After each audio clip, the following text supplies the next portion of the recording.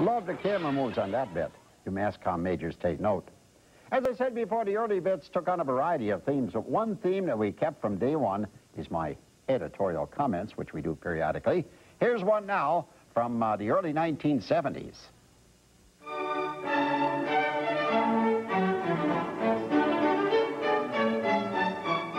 Ladies and gentlemen, we now present editorial comment with SuperHost, Mad Theater's award-winning editorial director. Now with today's burning issue, here is SuperHost. Oh, hello. Since the elections are going to be this coming week, Soup thought as a public service, he would bring you a little explanation as to where all those tax dollars that we all pay go to. Soup has solved that, so you will know, you will be an informed voter when you go to vote Tuesday. Okay? Here is where your money goes.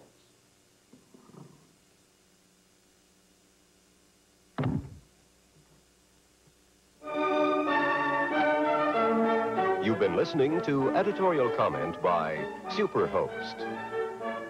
If you have a burning issue, send it somewhere. Well, I guess I haven't changed that much, and neither is politics. I still agree with that. Next, we'll take a look at Soup's views of local TV after these important messages. And who can forget the popular and, of course, the classical, and enjoy once again the unforgettable.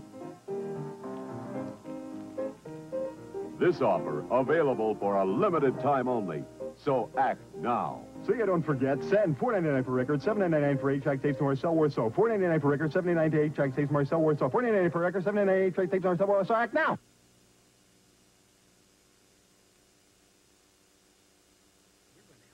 Fortunes to redo their news sets. They were constantly changing them. I guess they felt they'd improve the ratings or something. One of the most outlandish sets was Channel 3's so-called bowling alley set. Well, here's Soup's view of what that set looked like.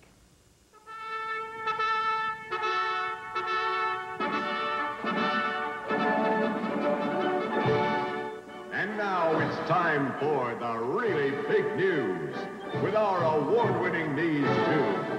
Doug, the host, and the really big news. Wally, host, and the really big weather. Jim Green, host, with the really big sports.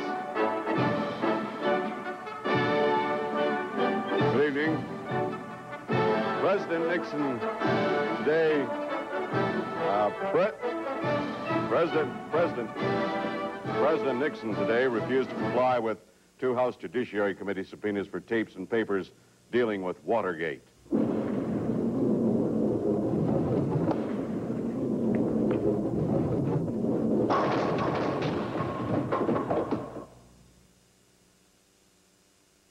I hate to pick on Channel 3 News, but we also did a series of bits on the Action News format. So this is called appropriately Action 43 News.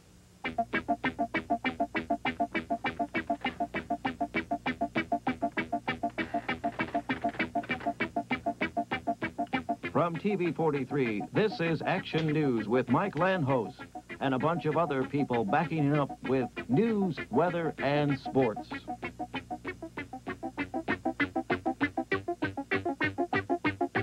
Hi, Mike Landhost here with Action 43 News. The Ohio General Assembly managed to hammer out another day pay raise for themselves before adjourning for their annual National Salami Month vacation. Just a moment, we have a bulletin here. Oh, yes.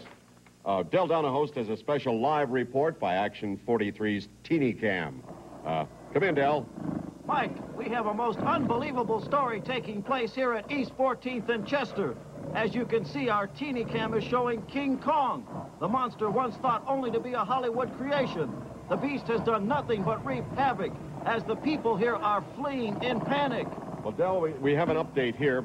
A report of one injury. Kong is reported to have pulled a blonde-haired woman wearing a Superman suit through a window of a hotel. She suffered only minor injuries, however, a broken camshaft, several cracked insulators, a dislocated bearing, and a swollen big toe. She was treated and released from St. Vincent Charities Garage. That's what it says. Adele? Yes. Is that WERD's traffic chopper? Yes, Mike. Apparently Kong doesn't like the noise it's making. Yes, obviously. Mike, we have an unconfirmed report that Kong is headed for our studios. Oh, no. Really? Yes, and we'll have an update later. This is Del Donahost reporting with the Action 43 Teeny Cam. Thank you very much, Del. I think Del's been nipping at the cooking sherry.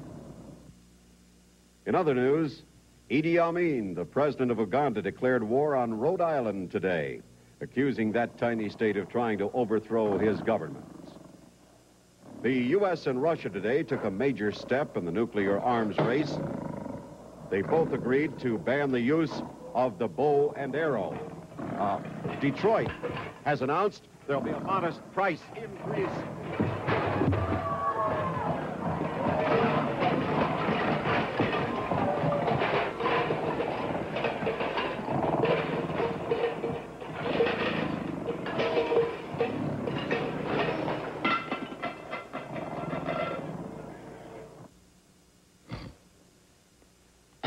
Well, I guess I dozed off, too. Well, enough of Channel 3's news. Now let's turn to Channel 5. Years ago, Soup had the pleasure of appearing on The Morning Exchange with Fred Griffith. And a reason for my appearance on Fred's show was that we did a takeoff on their show, which we called The Morning Exchange. And here's part of the interview that Fred did with me on their show.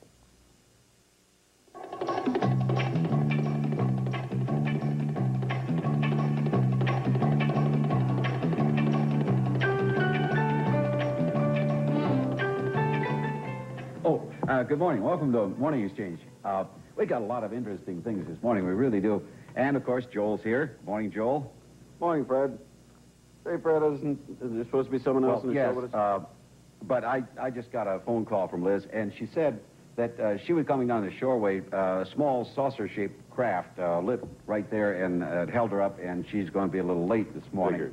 Also on our show, we have Dr. S. Host, the world-famous author, will talk about his new book.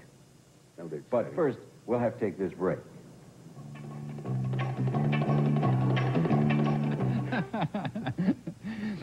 That was marvelous the way you put that together. But there's a lot more, isn't there? And yes, there is. That went on for about 5 or 6 little segments. We tried to do it.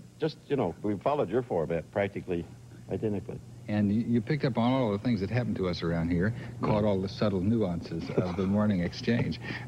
Here's another segment. What's this one going to be? I think this is the one where you have the problem with the telephones, if I'm not mistaken. Right. But I'm not sure. We'll have to watch the tape and see. This is Marty and the Morning Exchange again. Now I know what you're looking at. We promise this is that regular segment of our show where you viewers can phone in and ask Dr. Host any question that you have in mind. So if it's all right with you, Doctor, we'll go ahead with our sure, first call. Go ahead. Well, that's what I'm here for. Here it is. Yeah. Hello? Hello? Hello, Fred? Yes, this Morning Exchange. Go ahead with your question, please. We're a little pressed for time here. Hello? Yes, please, go ahead. Don't listen to your TV set. Just go ahead with your question, please.